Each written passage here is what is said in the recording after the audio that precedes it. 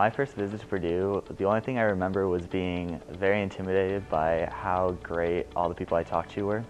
They all had like double majors and internships, and I was like, holy cow, they are so impressive. And then I wanted to be more like them, so I was like, no, I have to go there and learn from these people. I think just like the tour guide that showed us around was super helpful, and I mean, the interactions that I saw with the students on campus was really great.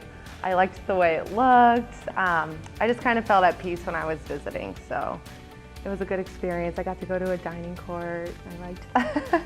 I remember I was walking around campus with my dad who went to Purdue, and he was being really embarrassing, and like he went to his old fraternity and was like knocking on the door and like walked around the entire house and rattled every door and was like trying to lift the windows and like break in, and I was like, oh my god, this is so embarrassing, but I guess I ended up coming anyway. So.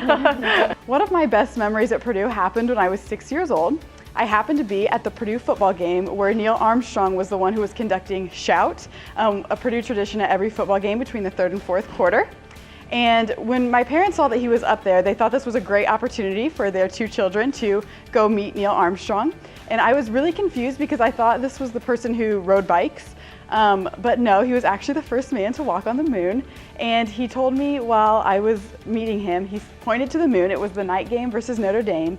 And he said, I've been there before, and it was the coolest experience in the world. It's something that will probably stay with me for my entire life.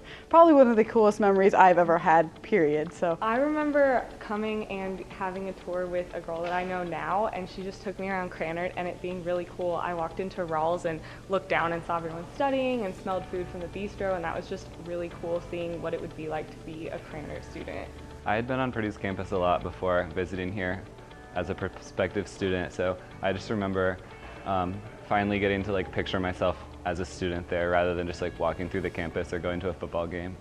My very first visit to Purdue was in the 3rd grade whenever my older sister was already at Purdue, and I got to sleep in the sorority house with her the night before the football game. So then I got to stay in her room and whatever, and then the next morning some fraternity boys come running in the room because their job is to wake up all of the girls.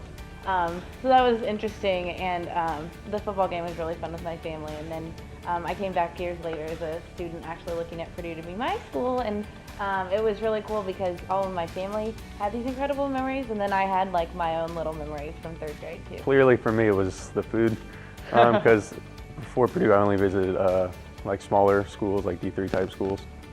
So coming here, I remember how big it was, because 40,000 students was the number that stuck in my head, and it's a lot of people. But then as we were going through our campus tour, we went to, I think Wiley was the food court, and we were walking through, it was Ford. It was Ford, because someone was walking through with like some like chocolate cream pie or something like that on the plate, and they walked by, and that just stuck in my head the whole time. I'm like, I can get used to that. That was what I remember. That always makes me laugh when I think about it.